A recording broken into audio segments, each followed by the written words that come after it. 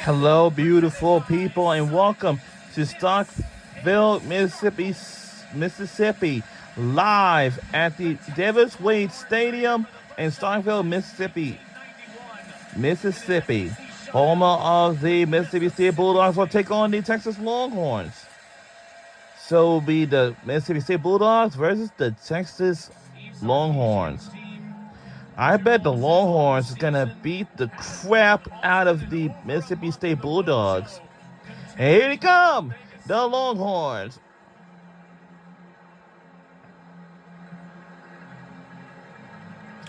And here's the fact about Longhorns. A season ago, our team has made it to the college football playoff.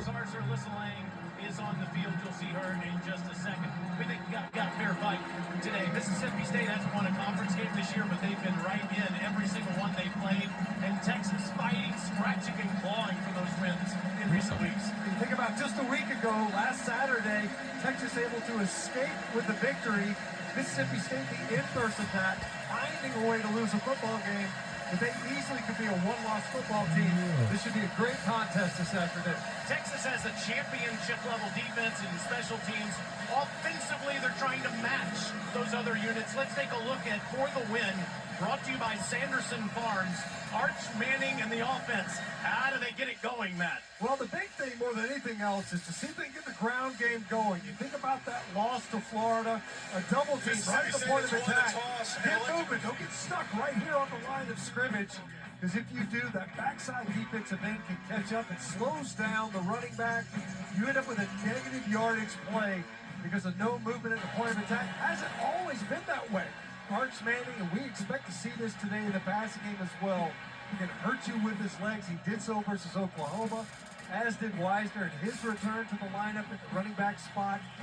Texas was able to get that ground game going versus the Sooners. They're going to seek to do that this afternoon to get that offense going, a better performance than we saw last week. They won't have the ball first, though. Mississippi State, well, they've had it 24 the last 25 times. They've received the kick. They've come so close to winning these games. They're significantly better than last year, Matt, but they've lost some that they had on their racket. It's another one of those where it's like you got to find a way to get that victory. Overtime loss to Tennessee. They thought they had them. They did. And then, of course, last week, trying to improve on that field position for a better field goal attempt. They missed one earlier in the game. Couldn't get it done with the turnover. And a really foul taste in their mouth. It still has lingered throughout the week, but Mississippi State looking to finally end that slide of losses in the SEC.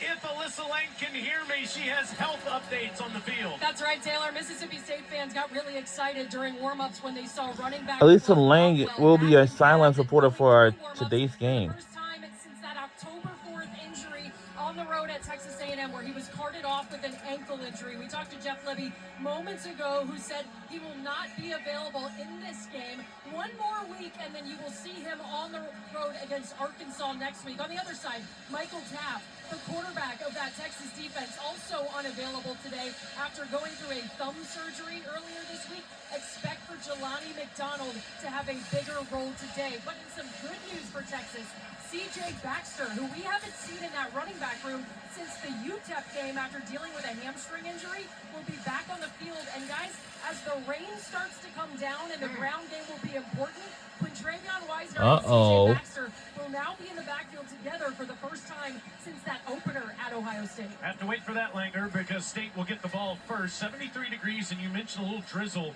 on the field. In the sixth meeting all-time, Texas leads 3-2. Beat State in Austin last year, 35-13. Again, first time here for Texas since 1991, and it is wow. In Stark Vegas. So our Longhorns is their first time being at the Starkville, Mississippi since 1991. That's nice. State will start at the 25-yard line with their fifth-year quarterback. All right. Chapin.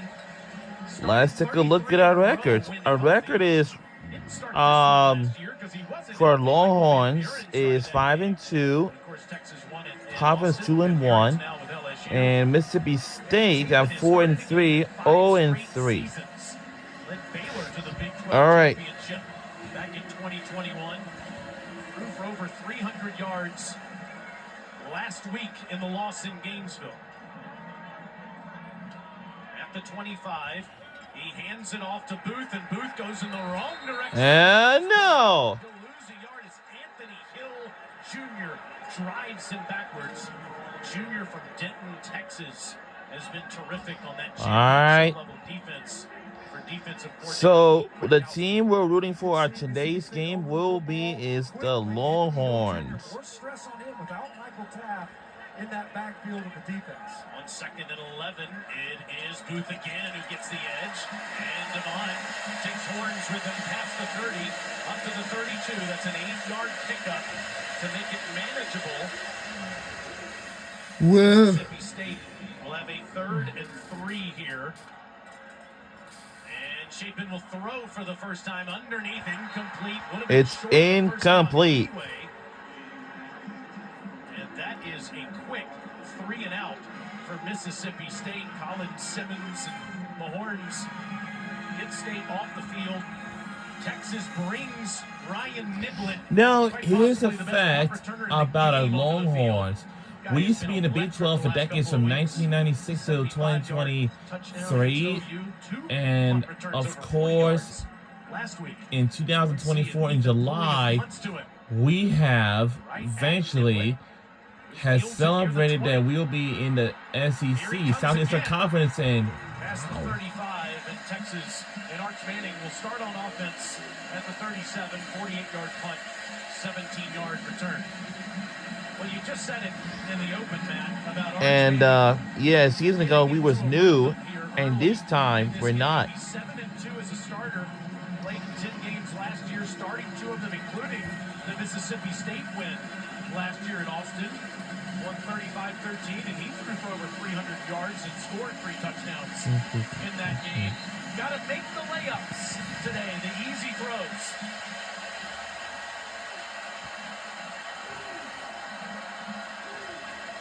Throw a lateral on the first play, swinging it out to Ryan Wingo, who gets Look out! Whoa! Keep going, keep going! Whoa! And what a big play! 60-yard run! Wow! He was in from the 40, from the 30, the 20, the 10. And we are stopped at either one of those lines on the field, and of course is at the 3-yard line. 1st and goal for our Longhorns. The Texas offensive line moved, but the officials haven't moved out of the way yet. In the pistol set, Manning fakes to Weisner. Look out! Get some space! Touchdown, Longhorns! We're on strike first, early. How about that for an answer with your Texas offense? We're on the board first. Manning is slow to get up as he landed. Hold on. 2 plays, 63 yards in 58 seconds. Oh, sure, not sure it could have started any better for Texas. Take a look at the end of this play. As you mentioned, Manning got up a little bit gingerly. Looks like he was in the end zone. The ball would have broken the plane before he would have been down. What an opener. Defense comes What an opener start. Next thing you know, you're in the end zone. Quite the story. Yeah, it looks like our team's going to be looking good, and the PAT is good. And we have strike first. How could you not be? 2 plays on offense leading to a score. Texas is 21-1 when they score first since 2023, and they're on the board in Starkville, Mississippi. First defensive touchdown State's allowed this season. We'll be right back on the other side.